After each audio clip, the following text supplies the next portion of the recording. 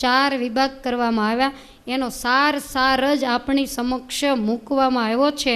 માટે રાજા એકે વેદને નાનો ન મનાય, બધું એક જ છે. ત્યાર પછી દાખલો આપ્યો કે જેમ દૂધ છે તે દૂધની અંદર છાશ પણ આવી ગઈ, માખણ પણ આવી ગયો, દહીં પણ આવી ગયો, કચરો પણ આવી ગયો, જે પેલો કચરો આપણે માખણ ગરમ કરીએ ત્યારે નીકળે તે, અને શુદ્ધ ઘી પણ આવી ગયું.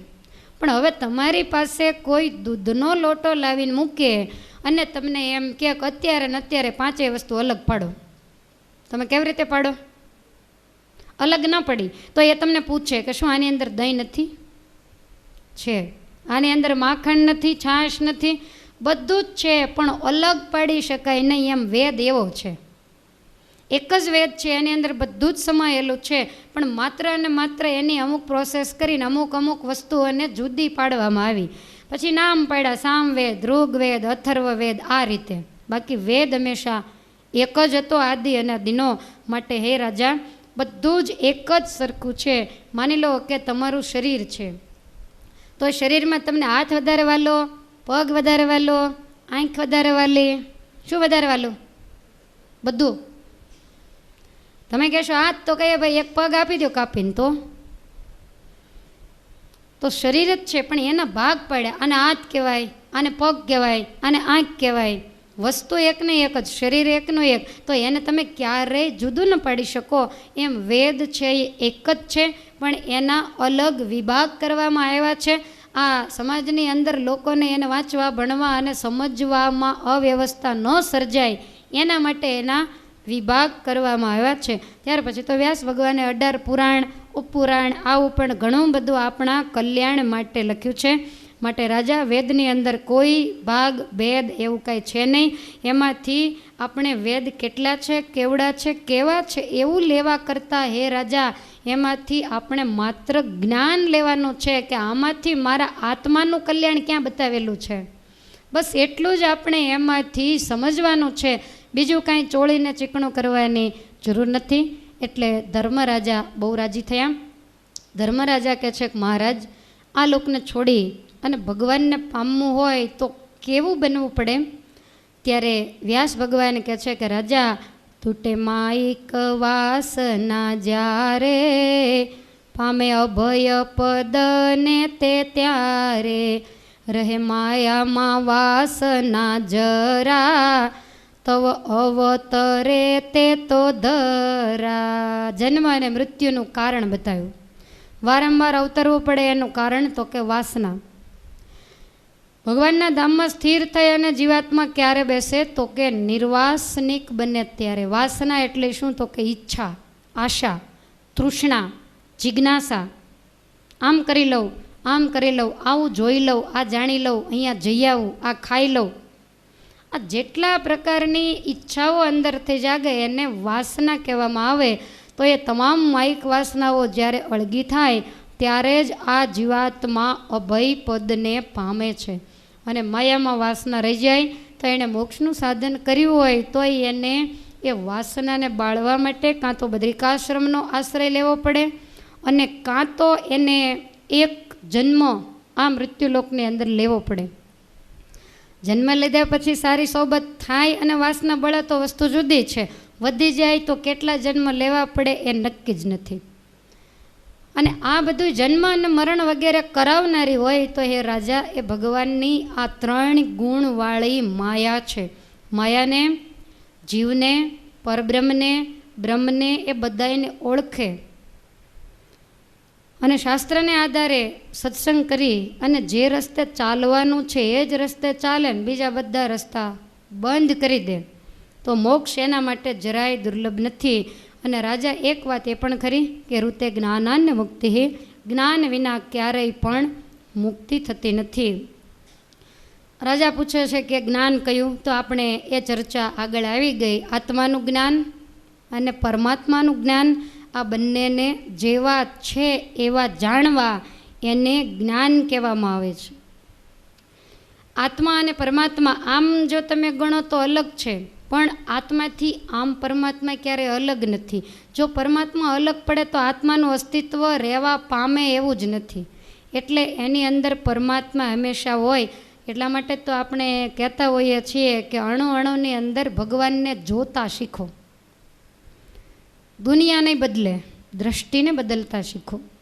તમે એવું કહો દુનિયા બગડી ગઈ, તે દિવસે તમારે સમજી લેવાનું દુનિયા નથી બગડી, તમારી દ્રષ્ટિ બગડી ગઈ છે. જો દ્રષ્ટિ સારી થાય તો દુનિયા સારી જ છે. જે ગુણગ્રાહી છે એને દરેક જગ્યાએથી સારું મળે, જે અવગુણીઓ છે એને દરેક જગ્યાએથી મોડું જ મળે. તમારી આગળ કોઈ પણ વસ્તુ મૂકવામાં આવી હોય, દાખલા તરીકે સોપારી મૂકવામાં આવી કે એક ખોબો ભરીને સોપારી છે, આમાં તમે સારી સારી અલગ પાડો, તો એમાંથી જો તમે મોળી પહેલાં ગોતશો તો જાજી મોળી જડશે.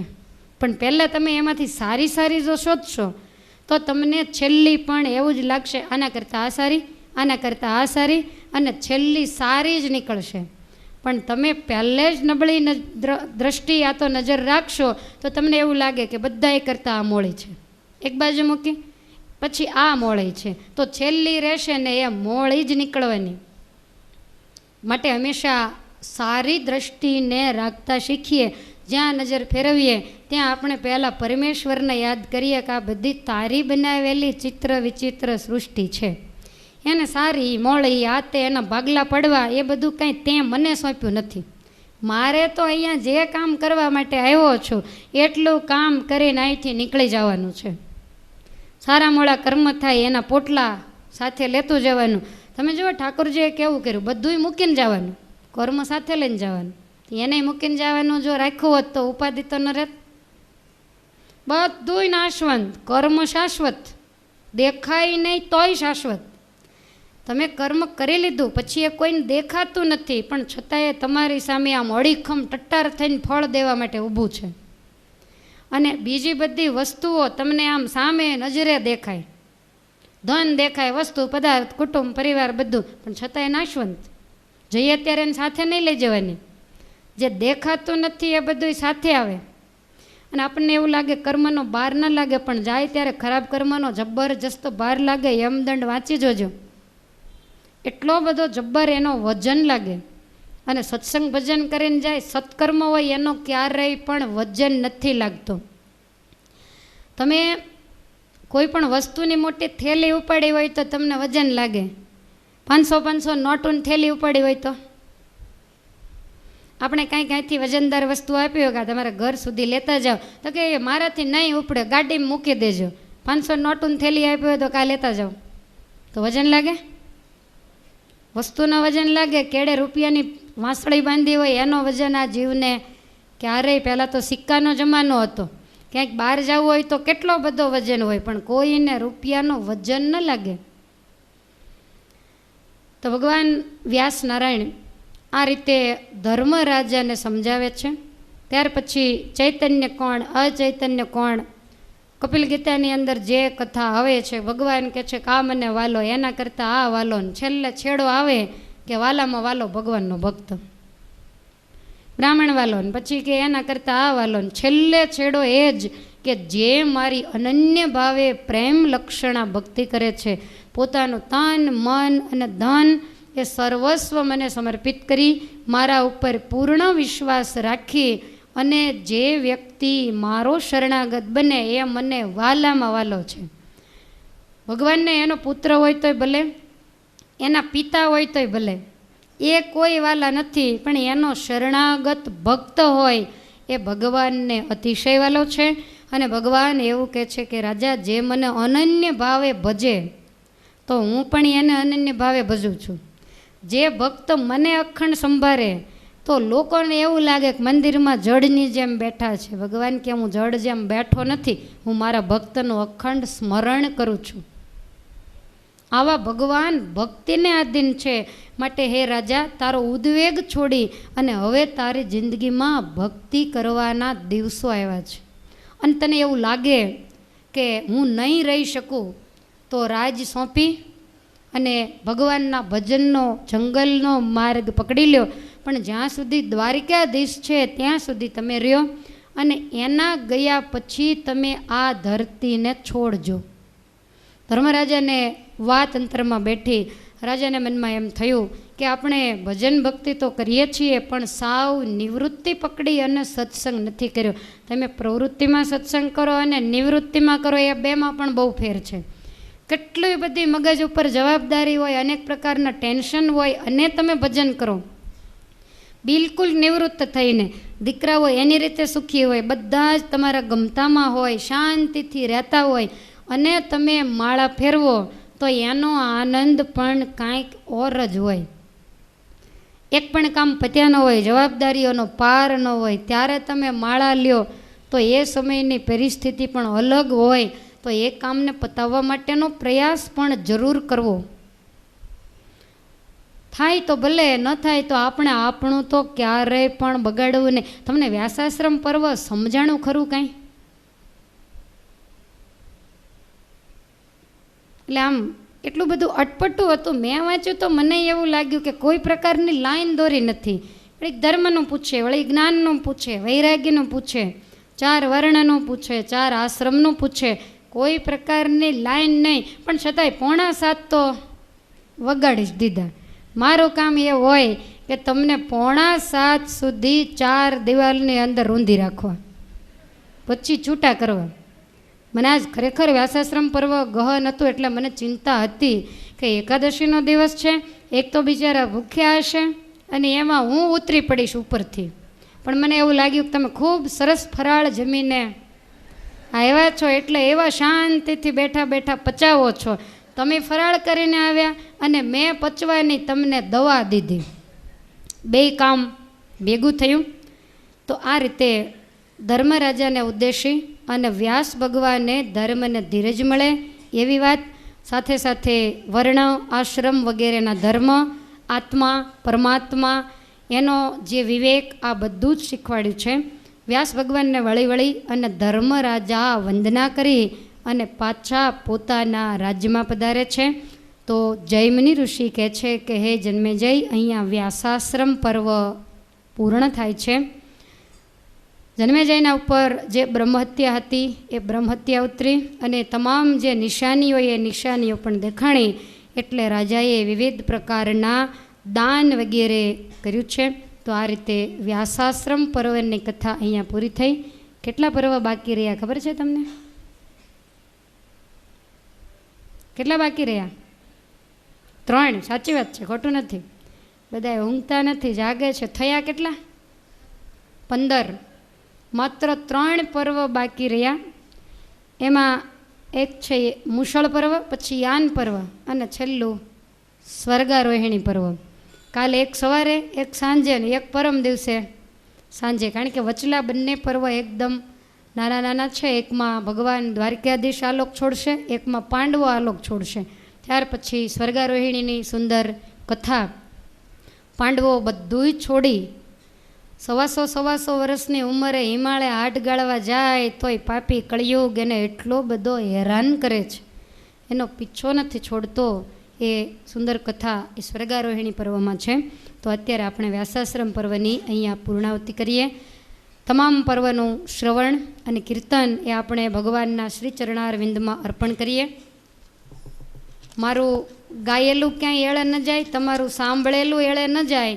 તો એટલા માટે આપણે તમને એમ થાય કે અર્પણ શા માટે કરે છે? તો શ્રવણ અને કીર્તન એ બંને નમસ્તે મહાભારત આકરો ગ્રંથ કહેવાય. એટલે આપણી પાસે કંઈ રાખવું નથી, બધું જ ઠાકોરજીને અર્પણ કરવું છે. તો બધા એક સાથે બોલશું. કાયેન વાચા મનસેન્દ્રિયેર્વા બુદ્ધ્યાત્મના વા પ્રકૃતે સ્વભાવાત કરોમિ યદ્યત સકલં પરસ્મૈ નારાયણાયેતિ સમર્પયામિ. નારાયણાયેતિ સમર્પયામિ. સહજાનંદ સ્વામી મહારાજની જય. હરે કૃષ્ણ મહારાજની જય.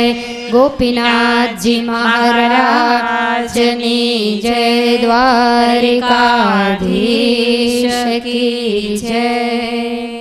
દરેક બ્રાહ્મણોને પણ મારી નમ્ર વિનંતી છે કે તમને બ્રાહ્મણ જાણી અને જ્યારે લોકો કાંઈ પણ આપતા હોય તો તમારે પણ ખોટો સમય નહીં બગાડતા ઘરે ભગવાનનું ભજન ભક્તિ, તમે શિવને માનતા હો, રામને માનતા હો, કૃષ્ણને માનતા હો, સ્વામિનારાયણને માનતા હો કે તમારા આરાધ્ય દેવી ગાયત્રીજીને જેને માનતા હો તેને પણ ખોટો સમય, કારણ કે આ લોકો જે કાંઈ તમને આપે છે એ એના આત્માના કલ્યાણ માટે આપે છે.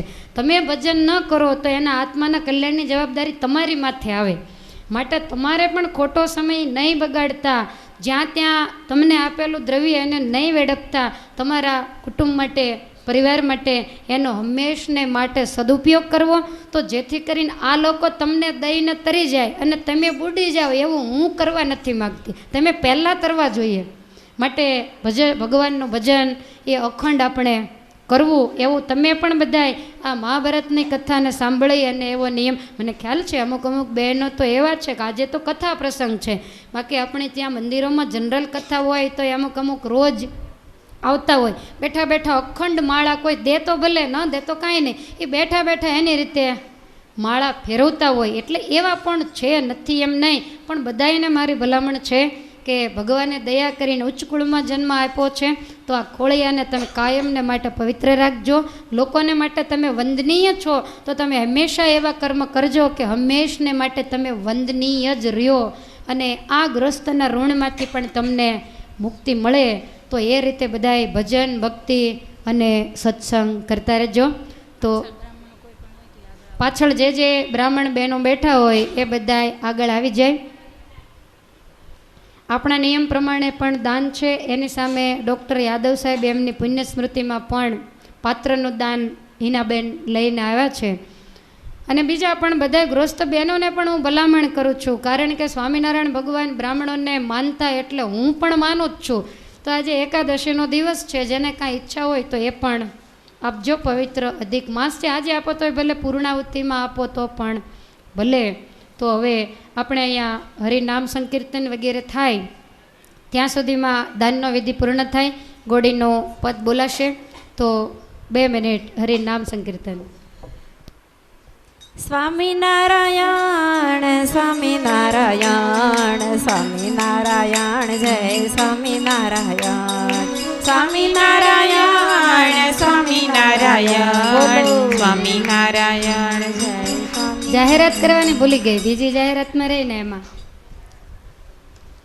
મને હું કહીને ગઈ એ બહુ નથી ખબર, પણ છતાંય કહી દઉં. આજે રવિવારનું લિસ્ટ છે. શારદાબેન ધાનાણી, મંજુબેન, માવજીભાઈ, અરુણાબેન, મુકેશભાઈ, વસંતબેન, ગોરધનભાઈ, ડૉક્ટર ટ્વિંકલબેન ડુંગરાણી, નિમિષાબેન ધોળા, મમતાબેન જયેશભાઈ, સવિતાબેન ટાટમવાળા, હંસાબેન ગઢિયા, પારુલબેન મનોજભાઈ, અસ્મિતાબેન મુકેશભાઈ, હિનાબેન જયરામભાઈ, રેખાબેન જયપ્રકાશભાઈ, વસંતબેન હસુભાઈ, ગૌરીબેન લાખાભાઈ. તો આ બહેનો એ આજના પ્રસાદીના યજમાન છે. અત્યારે કોઈ પણ અવાજ ન કરે, કથા પૂરી થાય પછી આપશો તો વધારે સારું રહેશે. ભૂદેવો બેસશે. ઠેકા ભૂદેવો આવે છે? અચ્છા, તો મેં કીધું કોઈ દેવાવાળું. થોડા તમે પાછા ખસો તો બહેનો આવી જાય, સમાઈ જાય. આવતીકાલે તમે અહીંયા ધ્યાન રાખો, આવતીકાલે સવારે પોથી પૂજન, બંને ટાઈમ આરતી અને પ્રસાદીના યજમાન બહેનોના નામ બોલું છું. પારુલબેન ટી સિદ્ધપુરા, સવિતાબેન સનાળીવાળા. કોઈ મારું સાંભળતું તો છે ને? શાંતિ રાખો ઘડીક. આ બ્રાહ્મણો અવાજ કરે છે કે તમે એને જ સમજાતું? અને આ દાન વસ્તુ એવી છે કે અહીંયા જે હાજર હોય એના માટેની જ હોય છે, કોઈ ઘરે લઈ જવા માટે, કોઈ કદાચ ન આવ્યું હોય એના માટે નથી. એટલે કોઈ એવું ન વિચારે કે ફલાણા નથી તો એનું દાન હંમેશા જે હાજર હોય એનું જ હોય. હવે એકદમ શાંતિ રાખો અને તમે થોડા પાછા ખસો. જરા એક બાજુ ખસશો તો જગ્યા થશે.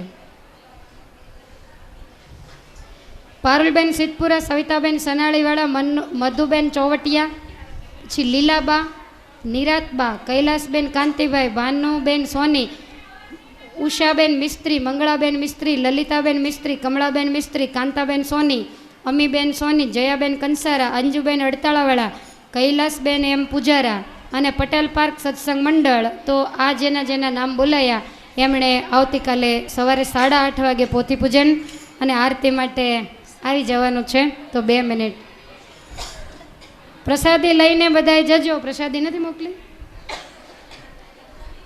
પ્રસાદી લીધા વગર કોઈ ન જાય, પ્રસાદી લઈને જાય.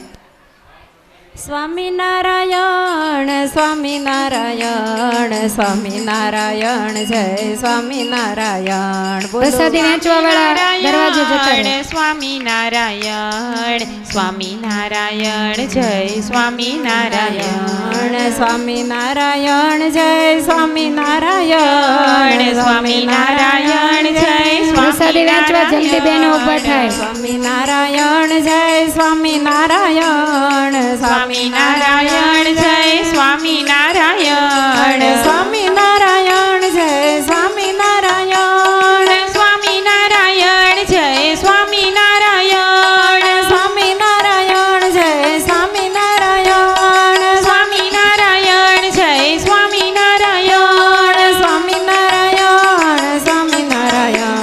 સ્વામિનારાયણ સ્વામિનારાયણ જય સ્વામિનારાયણ સ્વામિનારાયણ સ્વામિનારાયણ સ્વામિનારાયણ જય સ્વામિનારાયણ સ્વામિનારાયણ સ્વામિનારાયણ સ્વામિનારાયણ જય સ્વામિનારાયણ સ્વામિનારાયણ સ્વામિનારાયણ સ્વામિનારાયણ જય સ્વામિનારાયણ સ્વામિનારાયણ જય સ્વામિનારાયણ સ્વામિનારાયણ જય સ્વામિનારાયણ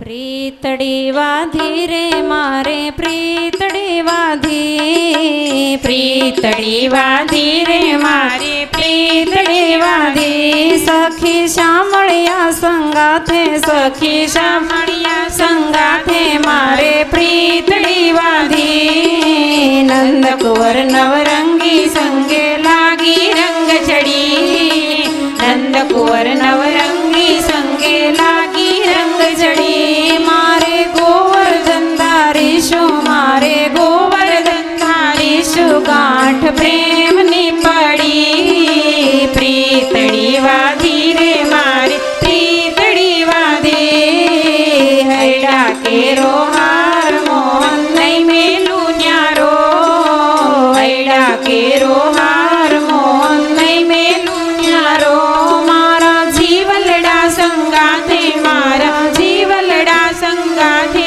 ચડ્યો નંદ દુલારો પ્રીતડી વાધી રે મારી પ્રીતડી વાધી સુંદર વરને સંગે મારું અંગરયું ફૂલી સુંદર વરને સંગે મારું અંગરયું ફૂલી ને સુખે હું સંસાર ને સુખે હું સંસાર કેરો માર્ગડો ભૂલી પ્રીતડી વાધી રે મારી પ્રીતડી વાધી મુક્તાનંદને પ્યારે પ્રેમે બાઈ ગઈ મારી મુક્તાનંદને પ્યારે પ્રેમે બાઈ ગઈ મારી પ્રીતમને પ્રતાપે છે જે પ્રીતમને પ્રતાપે છે જે ગઈ રહી જગન્યારી થોડી વાર આરતી ન પેટાવશો. પ્રીતડી વાધી રે મારે પ્રીતડી વાધી પ્રીતડી વાધી રે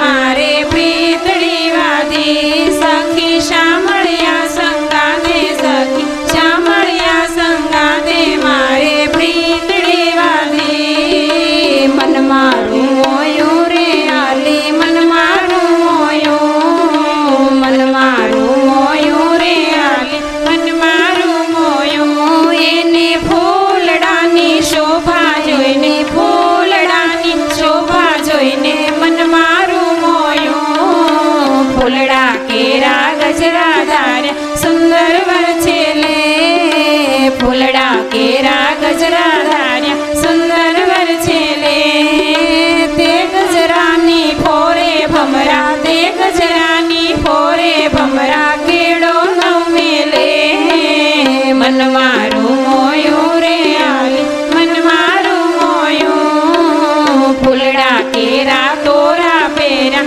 વ્રજ જીવન વાલે फूलड़ा केरा तोरा पेर रज जीवन वाले भूदर जी फूलड़ा ने भारे भूदर जी फूलड़ा ने भारे लटकंता चाले मन मारू मोयो रे आली मन मारू मोयो अलबेला ने सर्वे अंगे फूली फुलवाड़ी अलबेला ने सर्वे अंगे फूली फुलवाड़ी ब्रह्मानंद गए छवि जोवा ब्रह्मानंद गए छवि जोवा आवे सौदाड़ी मन मारू मोयो रे आली मन मारू मोयो એને ફૂલડાની શોભા જોઈને ફૂલડાની શોભા જોઈને મન મારું મોયો हितकारी हरि रे सखी हितकारी हरि हितकारी हरि रे सखी हितकारी हरि छपैया मां पोते प्रगट्या छपैया मां पोते प्रगट्या हितकारी हरि अक्षरवासी अलबेलो करुणा करी अक्षरवासी अलबेलो जी करुणा करी धर्म ने भक्ति थकी धर्म ने भक्ति थकी दुर्लभ देह धरी हितकारी हरि रे सखी हितकारी हरि बाळ स्वरूप बनाव्यो वाले सौने अनुसारी बाळ स्वरूप बनाव्યું વાલે સૌને अनुसारी મોહનજીનું મુખડું જોતા મોહનજીનું મુખડું જોતા નેણા રે ઠરી हितकारी हरि रे सखी हितकारी हरि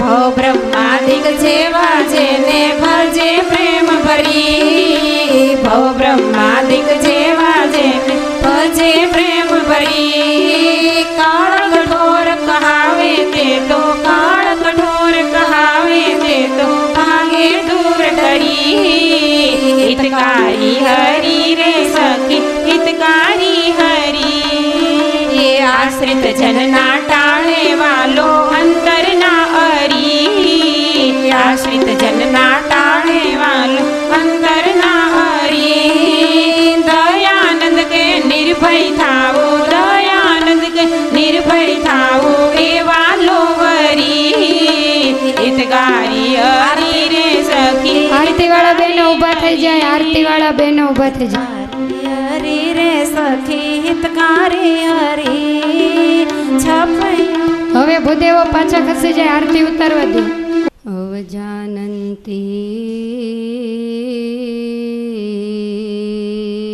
અવજાનંતી મામ મોઢા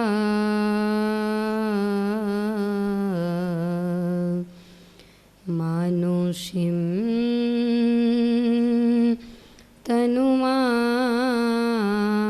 તનુમાશ્રિતમ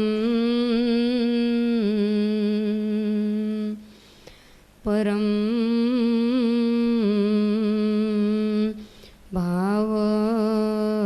ભાવમજાનંતો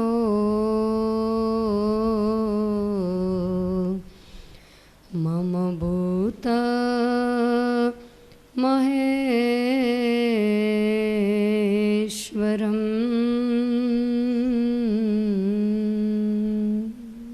પવિત્ર અને પુણ્યવંતા આ પુરુષોત્તમ માસમાં ભગવાન શ્રી હરિની પ્રસન્નતા માટે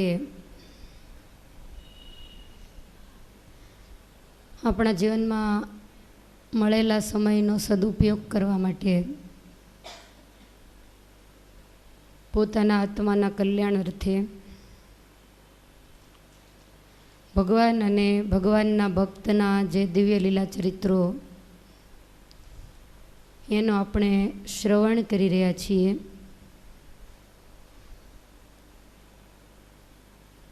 મહાભારતના માધ્યમથી આ ધરતી ઉપર ભગવાનને ભજનારા, ભગવાનને પામનારા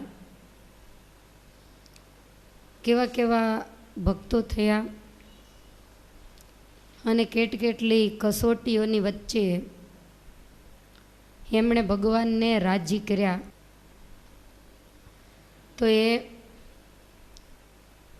આપણે સમજી શક્યા. ભગવાનના એકાંતિક ભક્તો એવા જે પાંડવો,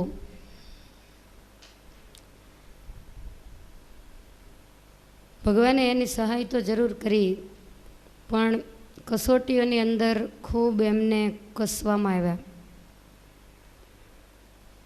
અને જો એમણે સત્યનો પક્ષ રાખ્યો તો એ સત્યનો વિજય થયો. આ લોકના અલ્પ અને નાશવંત સુખ માટે થઈ અને માણસ જ્યારે અસત્યનો આશ્રય કરે છે તો એવા સમયમાં માત્ર અને માત્ર એનું ફળ એને લકચોરાશી, નરકયાતના, યમપુરી, આના સિવાય બીજું કંઈ મળતું નથી. આ લોકમાં જ્યારે અસત્યનો આશ્રય કરે ત્યારે એને સુખ મળ્યું હોય એવું લાગે, પણ એ હકીકતમાં સુખ નથી હોતું, સુખનો આભાસ હોય છે. પાણી જેવું દેખાય પણ એ ઝાંઝવાનું પાણી છે. માટે આ કથા આપણને એવું શીખવાડે છે કે આ લોકમાં સત્યનો આશ્રય કરતાં ગમે તેટલી મુશ્કેલી આવે, ધર્મનો આશ્રય લેતા જીવનમાં કાંઈ પણ ચડાણ ઉતરાણ આવે તો ભગવાનના ભક્તએ હિંમત નહીં હારતા હંમેશા સત્યનો, ન્યાયનીતિ, સત્સંગ, ભક્તિ એનો જ પક્ષ લેવો, એનો જ આશ્રય કરવો. કારણ કે આ લોકનું સુખ અને દુઃખ બંને નાશવંત છે. જ્યારે આ લોકમાં જે કર્મ કર્યા છે એનું ફળ ત્યાં આપણે શાશ્વત સ્વરૂપે ભોગવવું પડે છે. આ લોકમાં જે દેખાય એ થોડા સમય પૂરતું મર્યાદિત છે અને જ્યારે ભોગવવાનું થશે ત્યારે વર્ષોના વર્ષો, યુગોના યુગો નીકળી જશે તોય એમાંથી છુટકારો નહીં થાય. માટે આ કથા જીવનમાં ઘણું બધું આપણને શીખવાડી જાય છે. જયમુનિ ઋષિ જન્મેજય રાજાને ઉદ્દેશી અને સુંદર મહાભારતની ગાથા સંભળાવે છે. કુરુક્ષેત્રના રણસંગ્રામ પછી શાંતિ માટે ધર્મરાજાએ અશ્વમેઘ યજ્ઞ કર્યો. ત્યારબાદ ભગવાનને વિદાય આપી અને પોતે ભગવાન વ્યાસનારાયણના આશ્રમે જઈ પોતાને જે ઉદ્વેગ થયેલો એ ઉદ્વેગને ટાળવા માટે, કળીના લક્ષણો જાણવા માટે વ્યાસજીનો સમાગમ કર્યો. અને વ્યાસજીએ એવું બતાવ્યું કે રાજા, તારા જેવા ધાર્મિક રાજાઓ માટેનો સમયગાળો હવે પૂર્ણ થઈ ગયો છે. હવે કલિયુગ બેઠો, એટલે તમે નીતિપૂર્વક રાજ્ય નહીં કરી શકો. તો હવે રાજ છોડવાના દિવસો આવી ગયા છે, પણ રાજા ટૂંક સમયમાં ભગવાન દ્વારકાધીશ આ ધરતીને છોડી દેશે અને એના ગયા પછી તમે પણ એમને પૂછી અને તમારો રસ્તો લઈ લેજો. વ્યાસજીને વંદન કરી અને ધર્મરાજા હસ્તિનાપુર આવ્યા. હવે મુશળ પર્વની શુભ શરૂઆત થાય છે, જેમાં ભગવાન શ્રી કૃષ્ણચંદ્ર આ ધરતીને છોડશે. જયમુનિ ઋષિ કહે છે કે હે જન્મેજય, ભગવાન દ્વારિકા ગયા તો એની સાથે અર્જુનજી પણ ગયા છે. ભગવાને આગ્રહ કર્યો કે હમણાં તમે દ્વારિકા આવ્યા નથી તો મારી સાથે આવો, થોડા દિવસ ત્યાં રોકાજો. એટલે અર્જુન રથારૂઢ થઈ ભગવાનની સાથે વાતો કરતાં કરતાં જાય છે. ભગવાન રથ ચલાવી રહ્યા છે. આગળ જતાં એક ગામ આવ્યું અને ત્યાં ભગવાનના રથની પાસે એક બ્રાહ્મણ અને એક બ્રાહ્મણની સ્ત્રી બંને આવીને ઊભા રહ્યા. ભગવાનના રથનો રસ્તો રોકી લીધો અને કહેવા માંડ્યા કે મહારાજ, આ યુગની અંદર માતા પિતાની પહેલાં દીકરાનું મૃત્યુ કેમ થાય છે? ભગવાન કહે છે, કેમ, તમારે કાંઈ એવું બનાવ બન્યો? ત્યારે પેલા બ્રાહ્મણ અને એની સ્ત્રી કહે છે કે મારા 7 પુત્રો મૃત્યુ પામ્યા. પહેલાંના યુગ એવા હતા કે જ્યાં સુધી વડીલ બેઠા હોય ત્યાં સુધી નાના માણસનું ક્યારેય મૃત્યુ ન થાય. તો હવે અમારા પહેલાં અમારા 7 પુત્રો મૃત્યુ પામ્યા, એનું કારણ બતાવો. અને મહારાજ, મારી તો એવી ઈચ્છા છે કે તમે સાક્ષાત નરનારાયણ છો, તમારાથી મોટું કોઈ નથી, માટે મારા પુત્રોને પાછા લાવી આપો. ભગવાન કહે છે કે માતા પિતા બેસી રહ્યા અને પુત્રોનું મૃત્યુ થયું, એનું કારણ એ કે હવે કળિયુગ બેઠો. કળિયુગની અંદર એવો કોઈ જ નિયમ નહીં રહે કે કોણ પહેલું જાય. ઘણી વખત માતા પિતા બેઠા હોય, એના માતા પિતા પણ બેઠા હોય અને દીકરાનું મૃત્યુ પણ થતું હોય. માટે આ બધુંય કાળના બળે કરીને થાય, એની તમારે ચિંતા ન કરવી. ત્યારે અર્જુન કહે છે કે મહારાજ, આપણને આવી અને એને યાચના કરી, પ્રાર્થના કરી અને એવું કહ્યું કે પુત્રો લાવી દો, તો આપણે તો શરણાગત પ્રતિપાલક છીએ, તો એના પુત્રો આપણે લાવી દેવા જોઈએ. ભગવાન કહે છે કે તો આપણે જઈએ લેવા. ભગવાને રથને હંકાર્યો. પેલા બ્રાહ્મણ અને બ્રાહ્મણીને કહ્યું, તમે ઊભા રહો, તમારા પુત્રો અમે લાવી આપીએ છીએ. દ્વારિકાથી ડાબી બાજુએ રથને ચલાવ્યો. વાતો કરતાં કરતાં જાય છે અને આગળ જતાં સમુદ્ર પૂરો થયો. સમુદ્રમાં રથ ચલાવ્યો અને અંધકાર ભૂમિ આવી. આંખે કંઈ પણ દેખાય ને, એકલો અંધકાર. અર્જુન કહે છે કે મહારાજ, આમાં રથ કઈ બાજુ જાય કાંઈ ખબર પડતી નથી, કેટલું બધું અંધારું છે. એટલે ભગવાને તરત જ પોતાનું સુદર્શન ચક્ર મૂક્યું. આગળ આગળ ચક્ર ફરે અને સરસ મજાનો પ્રકાશ અજવાળું પડે. અર્જુન પ્રસન્ન થયા. આગળ આગળ રથ ચાલ્યો જાય. આગળ જતાં વસ્તી આવી, પણ દરેક લોકો ચતુર્ભુજ સ્વરૂપે, 4 હાથવાળા. ચતુર્ભુજ મુક્તોનો લોક આવ્યો. એને જોતાં જોતાં ત્યાંથી આગળ ગયા તો સહસ્ત્રભુજ મુક્તોનો લોક આવ્યો. ત્યાં બધાને મળીને ત્યાંથી આગળ નીકળ્યા તો માત્ર અને માત્ર તેજનો બિંબાકાર દેખાય છે. જાણે મોટો તેજનો રાશિ હોય, તેજનો ઢગલો હોય એવું દેખાયું. અને એની અંદર થોડુંક છિદ્ર પડેલું, થોડી જગ્યાએ તેજના બિંબમાં. અર્જુન ભગવાનને 2 હાથ જોડીને કહે છે કે મહારાજ, આમાં મને કાંઈ સમજાણું નહીં. આટલો મોટો તેજનો બિંબ છે અને એમાં આ થોડો ખંડિત ભાગ છે, એ બધું શું છે? ત્યારે ભગવાન કહે છે કે આ પરમ જ્યોતિ સ્વરૂપ એવું ભગવાનનું રૂપ છે. તો એની અંદર આ છિદ્ર દેખાય છે તે ભગવાન કહે છે કે એટલું ઐશ્વર્ય લઈ અને હું એમાંથી બહાર નીકળ્યો છું, એટલે એટલી જગ્યા થઈ ગઈ. અર્જુનને બહુ નવાઈ લાગી. અર્જુન કહે છે કે એ મને માન્યામાં ન આવે. ભગવાન કહે તમે જોયા કરો. એમ કહી અશ્વના અછોડા હતા એ ફેંકી દીધા. ભગવાન રથમાંથી નીચે ઉતરી અને જે ખંડિત જગ્યા હતી એની અંદર આવિર્ભાવ પામી ગયા. એટલે તેજનો ગોળો વ્યવસ્થિત દેખાવા માંડ્યો. આમાં તમારી બુદ્ધિ તો હાલે તો સારું, નહીતર ઊંઘી જશો. પંચભૂતનું જે ભગવાનનું શરીર હતું એ એક બાજુ પડી રહ્યું અને પોતાનો જે દિવ્ય તત્વ હતું એ તેજની અંદર આવિર્ભાવ પમાડી દીધું. ત્યારે અર્જુનને અતિશય આશ્ચર્ય લાગ્યું. ભગવાનને પ્રાર્થના કરી કે મહારાજ હવે તમે જલ્દી બહાર નીકળો. એટલે ભગવાન બહાર નીકળ્યા. વળી પાછી એ તેજમાં થોડી જગ્યા થઈ ગઈ. અર્જુનની સાથે રથે બેઠા અને અર્જુનના સાંભળતા જ ભગવાન કહે છે કે આજે પરમ જ્યોતિ સ્વરૂપ જે તેજનો રાશિ દેખાય એ મારું મૂળ સ્વરૂપ છે.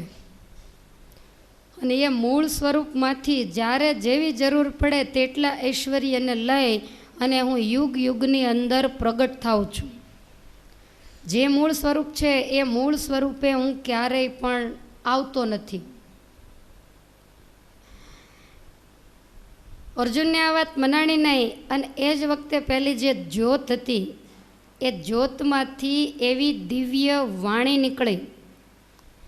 એ જ્યોત એ એવું બોલી, કળિયુગ બેઠો ને ક્યાં લગી, ભૂમિમાં રાજ કરશોજી, મૂળ અધિષ્ઠાનમાં પધારો, ભૂભાર ક્યારે હરશોજી.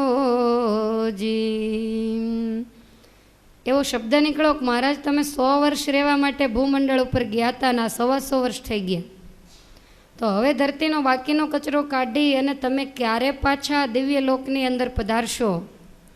એટલે કૃષ્ણજી એમ જ બોલ્યા, થોડા દિનમાં આવુંજી, વાયદો વિપ્રને કર્યો છે, દીકરા તારા લાવુંજી. ભગવાન કે થોડાક દિવસમાં મારી મનુષ્ય લીલા સંકેલીને હું આવું છું. પણ મને રસ્તામાં જે બ્રાહ્મણ મળ્યો એના 7 પુત્રો અહીંયા છે અને એણે પાછા મંગાવ્યા છે, તો હું લેવા માટે આવ્યો છું. એમ કહી 7 પુત્રો લીધા જગદીશે સત્ય માટે જી, મા બાપ પહેલા પુત્ર લીધા તા કૃષ્ણને લેવા માટે. જેના દીકરાઓનું આયુષ પૂરું નહોતું થયું પણ 7 દીકરાઓને એટલા માટે લઈ લીધા હતા કે એ બાને ભગવાન જો ધામમાં પાછા પધારે તો એને કહેવાય કે હવે બહુ રોકાયા, મનુષ્ય લીલા પૂરી કરો અને પાછા ધામમાં આવો. આટલું સમજાવવા માટે જ આ બ્રાહ્મણના 7 પુત્રોને લઈ લીધેલા. ભગવાને 7 દીકરાઓને રથમાં બેસાડ્યા અને અર્જુન અને ભગવાન બ્રાહ્મણને જઈને મળ્યા અને એના પુત્રો પાછા આપ્યા. ત્યાર પછી દ્વારિકા બાજુ ભગવાન અને અર્જુન ચાલતા થયા. હવે આ બાજુ શું બન્યું તો દ્વારિકાની અંદર એક વખત દુર્વાસા મુનિ પધારેલા અને એ દુર્વાસા મુનિ એની મશ્કરી કરવાની ઈચ્છા ભગવાનના પુત્રોને થઈ. વિનાશ કાળે વિપરીત બુદ્ધિ. જાંબુવંતીના દીકરા સાંબ નામે હતા, અતિશય રૂપવાન.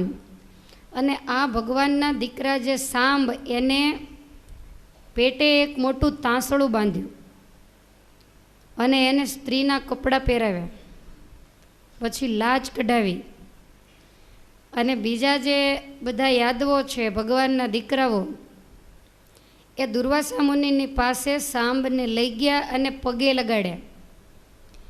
સાંબ ઘૂમટો ખેંચીને પગે લાગ્યા એટલે બધા યાદવો કહે છે કે મહારાજ આ અમારી કન્યા બહુ શરમાળ છે, તો તમે બતાવો કે એને ત્યાં દીકરો આવશે કે દીકરી.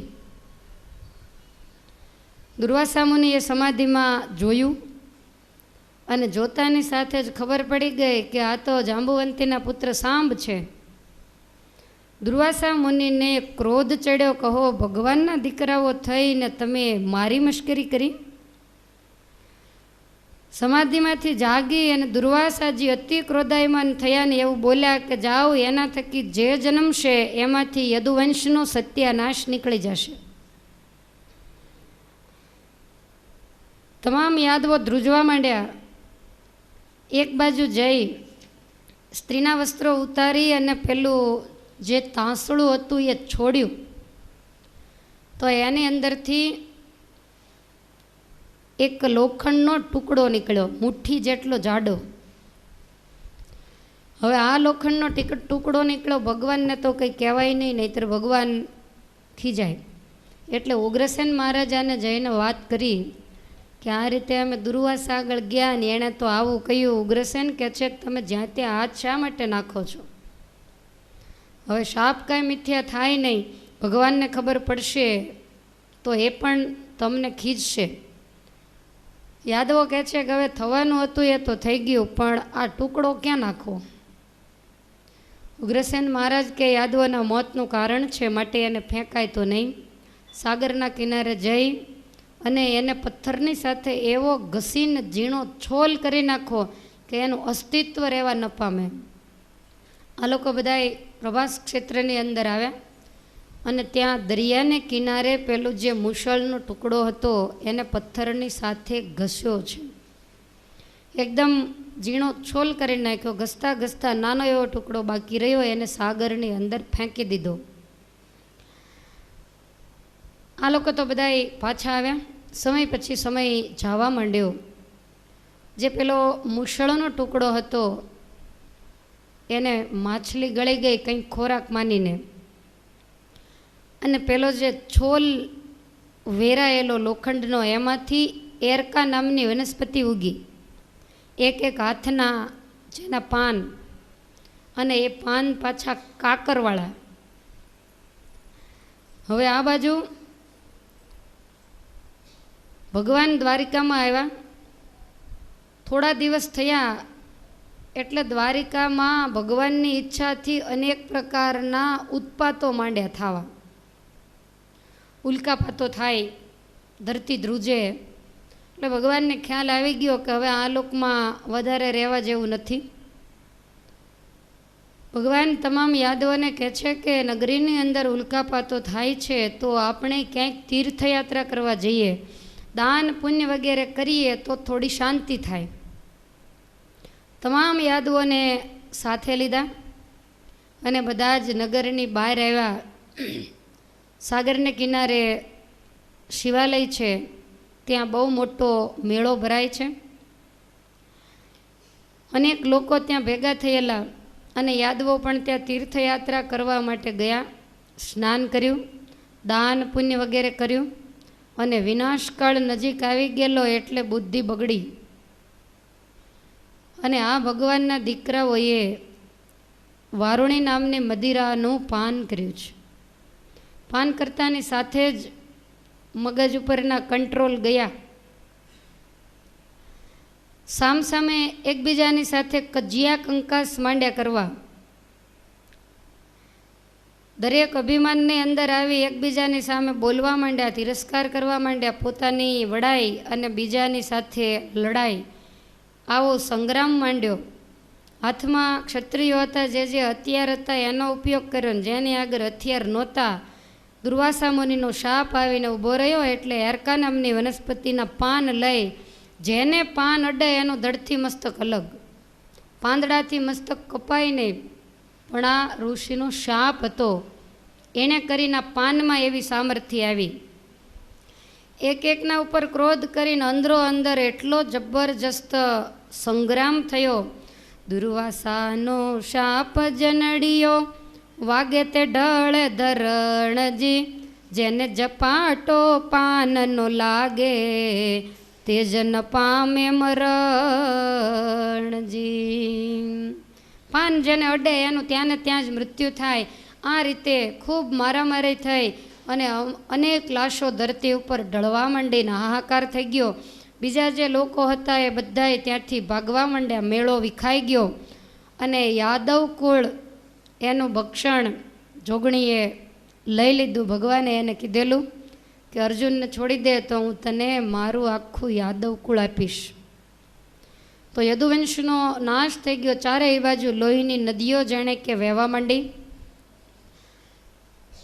ભગવાન એ વખતે ત્યાં આવ્યા ને ભગવાને જોયું તો જોતાની સાથે જ ભગવાનને ગાંધારી યાદ આવ્યા કે કુરુક્ષેત્રના મેદાનમાં જ્યારે પોતાના દીકરાઓને મરેલા જોયા ત્યારે મને ગાંધારીએ શાપ આપ્યો હતો કે હે યાદવ, એક વખત સમય તમારે એવો આવશે કે તમારે પણ તમારા પરિવારનો થયેલો નાશ એને તમારી નજર સમક્ષ જોવો પડશે. અને એ દિવસ આજ મારે આવી ગયો. ભગવાન રથમાંથી નીચે ઉતર્યા, વિચાર કરે ઘરે રે આખા કુળનું નિકંદન નીકળી ગયું. બલરામજી મહારાજને મળીને કીધું છે કે ભાઈ હવે તમારી મનુષ્ય લીલાને સંકેલી લ્યો. એટલે બલરામજી પણ પ્રભાસની અંદર એક ગુફા છે જેને આજે બલરામ ગુફા કહેવામાં આવે છે. ત્યાં જઈ આંખો બંધ કરી યોગ ધારણા કરી અને પોતાનું શરીર છોડીને પાતાળ લોકની અંદર નિજ સ્થાને પધાર્યા. ભગવાન વિચાર કરે કે હવે મારા સિવાય કોઈ બાકી નથી. એટલે ભગવાન ત્યાંથી થોડે દૂર પીપળાના વૃક્ષ નીચે જઈને બેઠા. ભગવાન વિચાર કરે છે કે કોઈનું મૃત્યુ થાય તો કંઈક ને કંઈક બહાનું નીકળે. આખું આજ મારું કુળ સામે યુદ્ધ કરીને વધેરાઈ ગયું, આમાં હું કોના ઉપર દાવો માંડું. ભગવાને દ્વારિકાથી નીકળતા ઉદ્ધવજીને એવું કીધેલું કે આપણા યદુવંશનો નાશ થવાનો છે, એને શાપ છે. તો તમે યદુવંશની અંદર હોવા છતાંય તમને શાપ નહીં લાગે અને તમે છતે દેહે બદ્રિકાશ્રમની અંદર જાજો અને બદ્રિકાશ્રમમાં તમે રહેજો. જ્યારે એવો કંઈક સમય આવશે અને હું ફરીવાર આ ભૂમંડળ ઉપર આવીશ ત્યારે તમે મારી પહેલાં આવજો. મારે ધર્મની સ્થાપના કરવાની હતી. એ બાળકને નીચે લઈ જાઓ, જે હોય તે, અહીંયા ખોટો અવાજ ન થાય. જલ્દી એને નીચે લઈ જાઓ.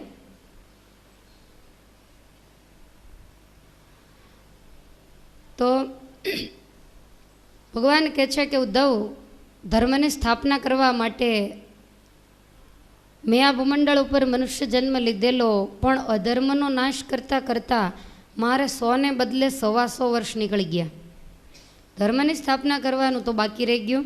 માટે ધર્મ સ્થાપન માટે હું બીજી વાર આવીશ. તમે અત્યારે બદ્રિકાશ્રમમાં જાઓ. મારા કહેવાથી દુર્વાસાનો શાપ તમને નહીં લાગે. ઉદ્ધવજી ખૂબ રડવા લાગ્યા. ભગવાને ઉદ્ધવજીને દિવ્ય જ્ઞાન આપ્યું છે, જ્ઞાનાચાર્ય સ્થાપ્યા કે તમે મારે સ્થાને છો. ઉદ્ધવને વિદાય આપી. અર્જુન સાથે હતા. ભગવાને અર્જુનને કહ્યું કે કાંઈ પણ રણ સંગ્રામ થાય અને બની શકે કે તમામ યાદવોનું મૃત્યુ થાય તો જે સ્ત્રીઓ સતી થવાની હોય એ તો પોતાના પતિ સાથે સતી થશે, પણ બીજી જે યાદવોની સ્ત્રીઓ બાકી રહે તો એને તમે રથમાં બેસાડી અને હસ્તિનાપુર લઈ જાજો અને ત્યાં તમે એને સાચવજો. આવી ભલામણ કરેલી. હવે અર્જુનજીને દ્વારિકા સમાચાર મળ્યા. ભગવાનનો દારૂક નામનો સારથી એ સમાચાર આપવા ગયો કે તમામ યદુવંશનો નાશ થઈ ગયો. કોઈ પણ નાનો બાળક સુદ્ધા બચ્યો નથી. એટલે અર્જુનને બહુ દુઃખ થયું. અર્જુન રડવા લાગ્યા. ભગવાનને માંડ્યા પ્રાર્થના કરવા કે તમે તો જવાની તૈયારી કરો છો, પણ હવે તમારી આજ્ઞા માથે ચડાવીને સ્ત્રીઓને લઈ ગયા વગર છૂટક્યો નથી.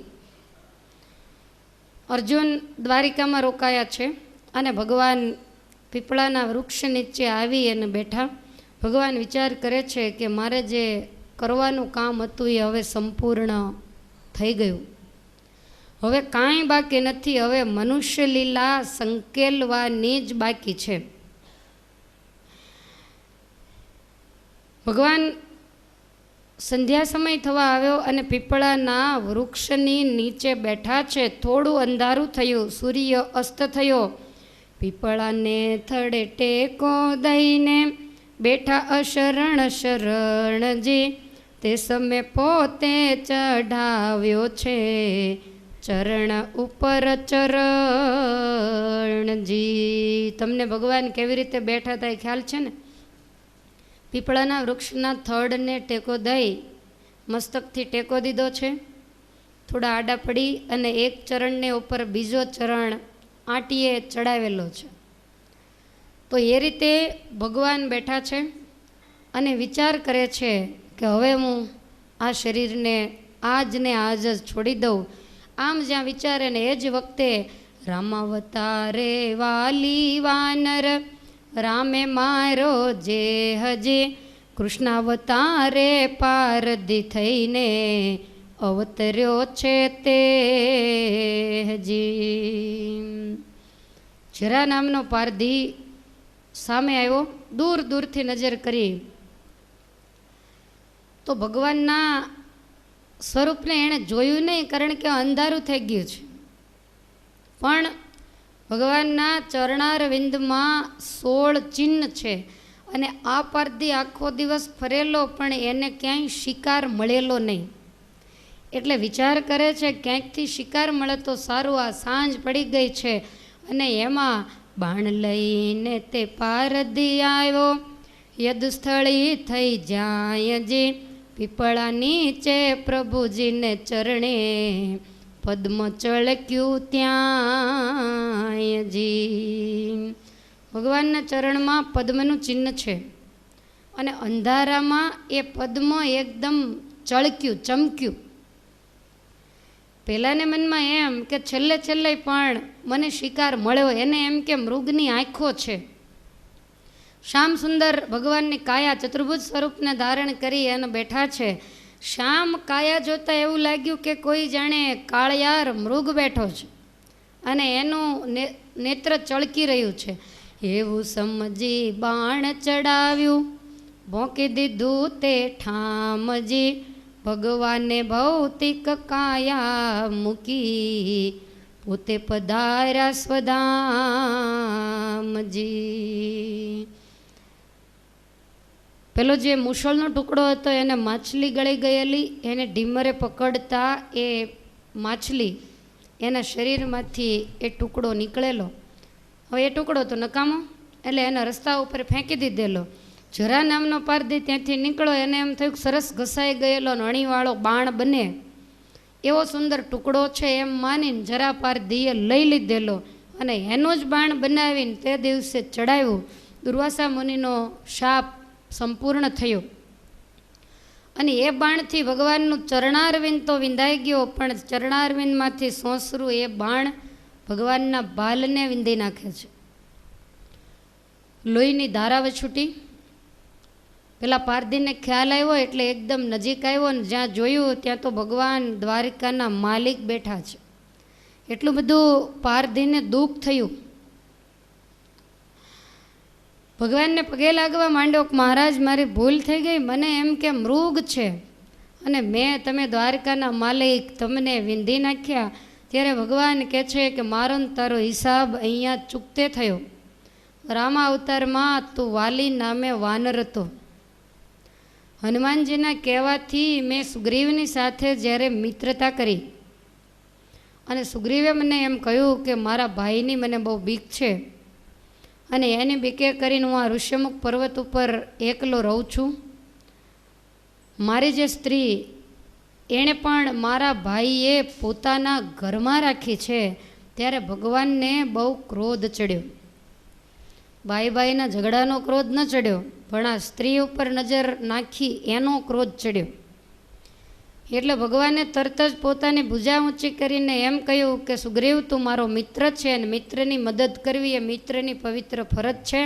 માટે જા, હું તારી આગળ વચનબદ્ધ થાઉં છું, તારા ભાઈ વાલી એને એક જ બાણે હું ધડથી માથું જુદું કરીશ. સુગ્રીવ કહેવા માંડ્યો કે મહારાજ તમે પ્રતિજ્ઞા તો કરી નાખી, પણ મારા ભાઈને મારવો એ છોકરાના ખેલ નથી. મોટા મોટા અસુરો પણ એની સામે ધૂળ ચાટતા થયા છે અને મહારાજ તમે જાણો છો ને લંકાપતિ રાવણ કેવો બળ્યો, પણ છતાંય એ રાવણને એણે 6 મહિના તો બગલમાં દબાવ્યો હતો, તો એ વાલી કેવો બળ્યો હશે. વળી વાલીનો પુત્ર અંગદ જ્યારે નાનો હતો તો અંગદને રમવા માટેનું રમકડું, કારણ કે 10 હાથ, 10 માથા અને 20 ભુજા. હવે તમે વિચાર કરો ક્લાઇનમાં 20 હાથ હોય તો કેવા લાગે.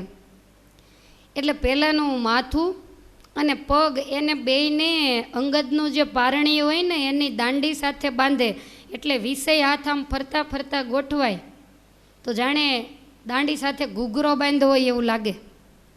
અંગદ પગની લાતો મારે, કિલકિલાટ કરે અને રમે. કેટલાય ટાઈમે આને માંડ છૂટો કર્યો.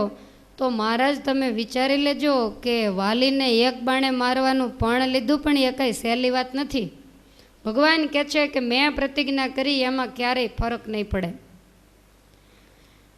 અને ભગવાને તાડના વૃક્ષની પાછળ સંતાય અને એક શિકારી જેમ શિકાર કરે એ રીતે વાલીને વીંધી નાખેલો. અને ભગવાનનું બાણ આવે એટલે રાવણ પડે, વાલી શું. ત્યારે વાલીએ એવું કીધેલું કે મહારાજ મેં તો એવું સાંભળ્યું હતું કે સમદર્શી રઘુનાથા, ભગવાનને તો બધાના પ્રત્યે સમાન દ્રષ્ટિ હોય, તો આજે તમે આ રીતની દ્રષ્ટિ કેમ રાખી? સુગ્રીવે તમને શું દઈ દીધું અને મેં તમારું શું બગાડી નાખ્યું કે તમે સુગ્રીવનો પક્ષ લઈ અને મને છાની રીતે માર્યો? તમારામાં તાકાત હતી, મને મારવાની જો તમારે ઈચ્છા હતી તો મહારાજ તમારે સામે આવી જવું તું ને. મને પાછળથી દગો કરીને તમે ભગવાન થઈને માર્યો. દુનિયા દગો કરે એમાં શું કહેવાનું હોય? ત્યારે ભગવાન કહે છે કે વાલી, તું દોષિત ત્યાં હતો કે તારા નાના ભાઈની સ્ત્રી એ તો તારે દીકરી સમાન કહેવાય અને એને તે બળજબરીથી તારા ઘરમાં રાખી, એનું તને જબરજસ્ત પાપ લાગ્યું છે. વાલી કહે છે કે તમારી વાત સાચી મહારાજ, પણ તમે મને આવી રીતે સામે આવીને જો માર્યો હોત તો વાંધો નહોતો, મને એનું દુઃખ છે. અને ત્યારે ભગવાન એવું બોલ્યા કે જો તને એનું દુઃખ હોય તો આવતા જન્મે તું બદલો લઈ લેજે. જે રીતે મેં તને માર્યો એ જ રીતે તું મને મારજે.